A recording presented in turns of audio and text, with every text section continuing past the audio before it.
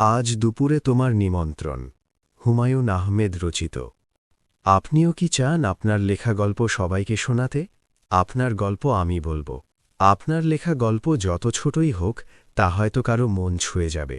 গল্প পাঠিয়ে দিন আমার কাছে। মাসের প্রথম শুক্রবারে মীরার বাবা আফতাব নিজে বাজার করেন। তিনি চলে যান ধূপখোলার বাজারে। সেখানে বিক্রমপুরের তাজা মাছ আসে, পর মাছ। তার স্বাদই অন্যরকম। বড় মাছের দাম এখন সঙ্গতির বাইরে চলে গেছে। তারপরেও লোভে পড়ে হঠাৎ বড় মাছও কিনে ফেলেন। গত মাসে নিউ মার্কেট কাঁচা বাজার থেকে মাঝারি সাইজের একটা চিতল মাছ কিনেছিলেন। তার স্বাদ এখনও মুখে লেগে আছে। আজ মাসের প্রথম শুক্রবার। আফতাব নাশতা শেষ করে চায়ের কাপে চুমুক দিচ্ছেন, তখন মীরা তার সামনে এসে দাঁড়াল। মীরার বয়স 21। সে ঢাকা ইউনিভার্সিটিতে ইকোনমিক্স পড়ছে, 3rd ইয়ার। আফতাব বললেন, মা, কিছু বলবি? মীরা বলল, আজ মাছ কিনতে যাবে না? যাব, কেন? এমনি জিজ্ঞেস করছি। বাবা, আমার খুব ইচ্ছে করে দেখি কিভাবে তুমি মাছ কেনো। মাছওয়ালার সঙ্গে দরদাম করি, চেঁচামেচি করি, তোর দেখতে ভালো লাগবে না। মীরা বলল, তোমার সঙ্গে যেতে ইচ্ছে করছে। বাবা, আমাকে সঙ্গে নাও না প্লিজ। আফতাব কিছুক্ষণ মেয়ের দিকে তাকিয়ে থাকলেন। মেয়ে বড় হয়েছে, কিন্তু ছেলে মানুষই এখনো যায়নি। তিনি গম্ভীর গলায় বললেন, উদ্ভট চিন্তা ভাবনা। যাই হোক, রেডি হ। বাবা, আরেক কাপ চা খাবে? আমি নিজে বানাবো। তোকে বানাতে হবে না, হাত পুরবি। তোর মাকে বল, চা খেয়েই রওনা হব। দেরি করে গেলে ভালো মাছ কিছুই পাওয়া যাবে না। মীরা চা বানাতে গেল। আফতাব টেলিফোন করলেন তার ছোটবেলার বন্ধু শামসুদ্দিনকে। সংসারের অতি খুঁটিনাটি বিষয়েও তিনি তার বন্ধুকে না জানিয়ে পারেন না। হ্যালো শামসু, এমন বিপদে পড়েছি। কি বিপদ? মীরাকে নিয়ে বিপদ। সে আমার সঙ্গে ধূপখোলা মাছের বাজারে যাবে। ভালো হতো, নিয়ে যাও। ছোটবেলায়ও এরকম যন্ত্রণা করত। অফিসে যাব, গলা ছেড়ে কান্না, সঙ্গে যাবে। বাপ সোহাগী মেয়ে পেয়েছ। আমার বদমাইশটা কালো গাঁজা খেয়ে বাসায় ফিরেছে। তোমার ভাবি পালঙ্কের কাঠ খুলে পিটিয়েছে। রক্তারক্তি কাণ্ড। ছেলে ছেলে করে জীবন দিয়ে দিয়েছিল। আজমির শরীফে গিয়ে সুতা বেঁধে এসেছে ছেলের জন্যে। এখন ছেলের মজা বুঝছে। গাঁজা, ফেন্সিডিল কোনোটাই বাদ নাই। আচ্ছা, রাখি। আফতাব প্রশান্ত মনে মেয়েকে নিয়ে রিকশায় করে বের হলেন। মাছ প্রসঙ্গে মেয়েকে নানান ধরনের জ্ঞান দিলেন। মীরা বাবার ডান হাত শক্ত করে ধরে আছে। আফতাব মনের আনন্দে গল্প করে যাচ্ছেন। এক এক সিজনের এক এক মাছ। বোয়াল, চিতল খেতে হয় শীতে, তখন তাদের গায়ে চর্বি হয়। বর্ষার কই সবচেয়ে ভালো। কই তখন সাইজে ছোট থাকে, তবে মাংস থাকে মাখনের মতো নরম। রিঠা সবচেয়ে স্বাদু মাছ। একবার খেলে মুখে স্বাদ লেগে থাকে 1 মাস। তবে সমস্যা আছে। কি সমস্যা? রিঠা মাছ কিনতে হয় জীবন্ত, মরা মাছ বিস্বাদ। মীরা বলল, আজ কি মাছ কিনবে বাবা? আজ তুই যাচ্ছিস, তোর পছন্দে কিনব। তোর পছন্দ কি? বড় চিংড়ি মাছ পাওয়া যাবে? অবশ্যই পাওয়া যাবে। চিংড়ি কিনতে হয় কালার দেখে। চিংড়ির গা হতে হবে সবুজ। বড় পাবদা মাছ কি পাওয়া যাবে বাবা? পদ্মার ফ্রেশ পাবদা মাঝে মাঝে পাওয়া যায়, তবে সিলেটের হাওড়ের পাবদা অসাধারণ। দেখি তোর ভাগ্যে কি আছে। তোর যা যা পছন্দ সবই কিনব। মীরা বলল, থ্যাংক ইউ বাবা। চিংড়ি পাওয়া গেল না, তবে টাটকা পাবদা পাওয়া গেল। কানকো নড়ছে এমন একটা আইড় মাছ পাওয়া গেল। বড় বড় কই পাওয়া গেল। চাষের কই না, দেশি কই। শেষটায় মাঝারি সাইজের একটা ইলিশ মাছও কেনা হলো। আফতাব টাকার দিকে তাকালেন না। মেয়ে প্রথমবার শখ করে মাছ কিনতে এসেছে। 2 দিন পর মেয়ের বিয়ে হয়ে যাবে। কার না কার হাতে পড়বে কে জানে। হয়তো জীবন পার করবে মলা মাছ আর কুচো চিংড়ি খেয়ে। মীরার মা শাহানা চোখ কপালে তুলে বললেন, এত মাছ? মীরা বলল, হ্যাঁ, এত মাছ। সব রাঁধবে, ফ্রিজে তুলে রাখবে না। কে খাবে? মীরা বলল, আমার এক বন্ধুকে আজ দুপুরে খেতে বলেছি মা। বন্ধুটা কে? অতসী? না, অতসী না। তার নাম কি? নামের দরকার আছে মা। সে অনেক দিন ভালো মন্দ কিছু খায় না।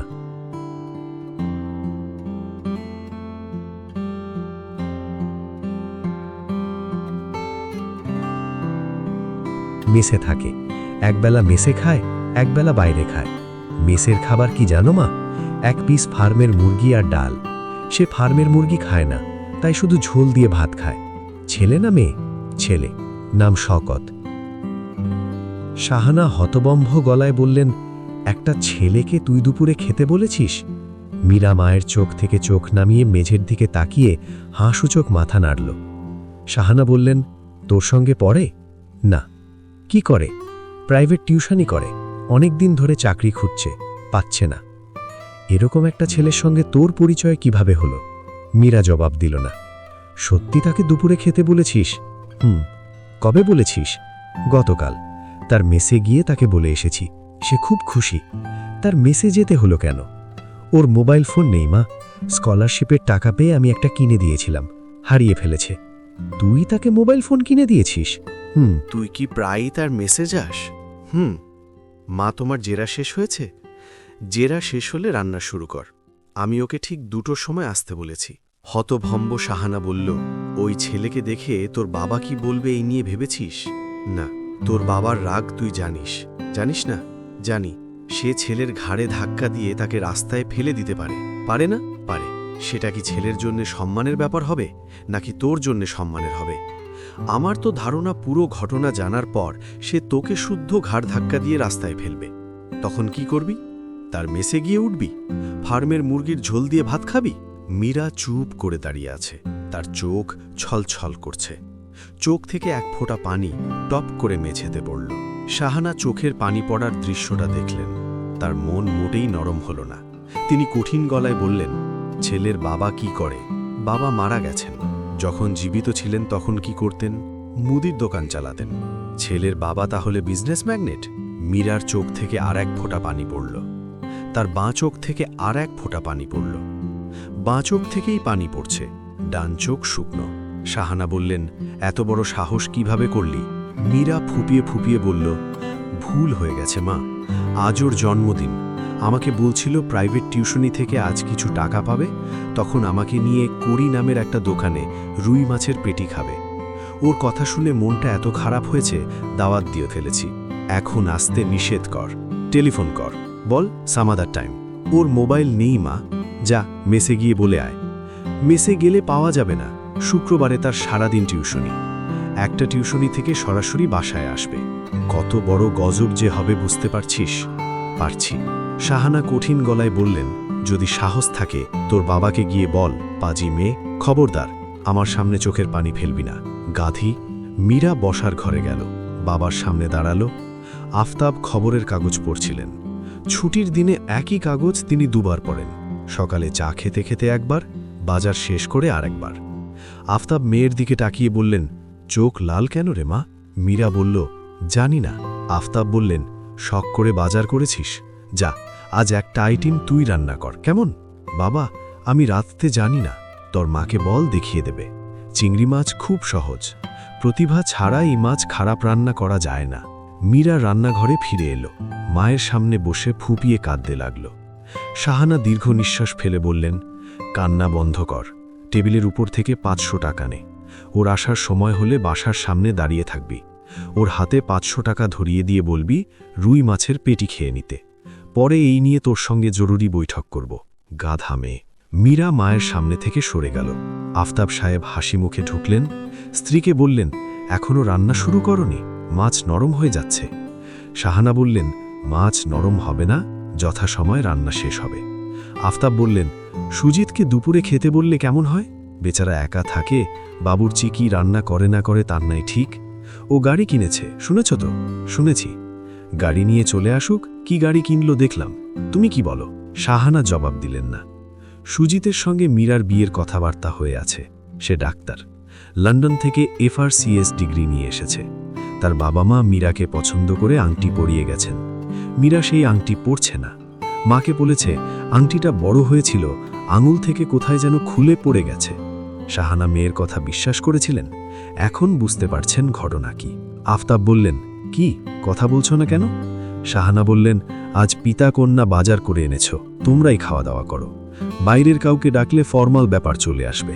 তাও ঠিক, মীরাকে চিংড়ি মাছ কিভাবে রাঁধতে হয় শিখিয়ে দাও। দেখি তোমার মেয়ের হাতের রান্নার কি অবস্থা। শাহানা বললেন, তোমার সঙ্গে আমার বিশেষ কিছু কথা আছে, এখন বলবো না পরে বলবো বুঝতে পারছি না। গলির মোড়ে শওকতকে দেখা গেল। সে আজ ইস্ত্রি করা পাঞ্জাবি পরেছে, পায়ে নতুন স্যান্ডেল, আজই চুল কেটেছে বলে অদ্ভুত দেখাচ্ছে। তার হাতে দোলন চাপা ফুলের তোড়া। মীরা এগিয়ে গেল। শওকত বলল, দেরি করে ফেললাম? মীরা বলল, না। শওকত বলল, টিউশনি টাকাটার জন্য অপেক্ষা করতে করতে দেরি হলো। পেয়েছো? পেয়েছি। এই টাকাতেই তো নতুন স্যান্ডেল কিনলাম। ভয়ঙ্কর খিদে লেগেছে। মীরা, তোমাদের বাসায় রান্না কি? ভালো কথা, তোমার বাবা মা আমাকে দেখে আপসেট হবেন না তো? মীরা বলল, আজ বাসায় একটা সমস্যা হয়েছে, অনেক লোকজন চলে এসেছে, আজ বাসায় তোমাকে নেব না। ও আচ্ছা, এই রেস্টুরেন্টে ঢুকি, কিছু খেয়ে নাও, রুই মাছের পেটি পাওয়া যায় কিনা দেখো। আমি বাসায় চলে যাচ্ছি। এই টাকাটা রাখো। টাকা লাগবে না, টাকা আছে। প্লিজ টাকাটা রাখো তো, আজ আমার নিমন্ত্রণ। রেস্টুরেন্টে আছে শুধু তেহারি। মুরগির ঝালাই ফ্রাই ছিল, শেষ হয়ে গেছে। শওকত তেহারি অর্ডার দিয়েছে। বয়কে বিনীত গলায় বললে, ঝালাইয়ের ঝোল যদি থাকে আলাদা করে একটু ঝোল দেবেন। তেহারি চলে এসেছে, মুরগির ঝালাইয়ের ঝোল এসেছে, পেঁয়াজ কাঁচা লঙ্কার সালাদ এসেছে। শওকত খাওয়া শুরু করবে, তখনই আফতাব ঢুকলেন। এদিক ওদিক তাকিয়ে এগিয়ে গেলেন শওকতের দিকে। গম্ভীর গলায় বললেন, তোমার নাম শওকত? জি স্যার। আমার মেয়ে তোমাকে দুপুরে খাবার নিমন্ত্রণও করেছে? জি স্যার। টেবিলে খাবার দেওয়া হয়েছে, খেতে আসো, আমার মেয়ে তোমার জন্য অপেক্ষা করছে। আফতাব সাহেব ছেলের পিঠে হাত রাখতে রাখতে বললেন, আমার মেয়েটা খুব কাঁদছে। এত কান্নার কি আছে বুঝলাম না। সে আজ জীবনের প্রথম চিংড়ি মাছ রান্না করেছে, খেয়ে দেখো তো কেমন।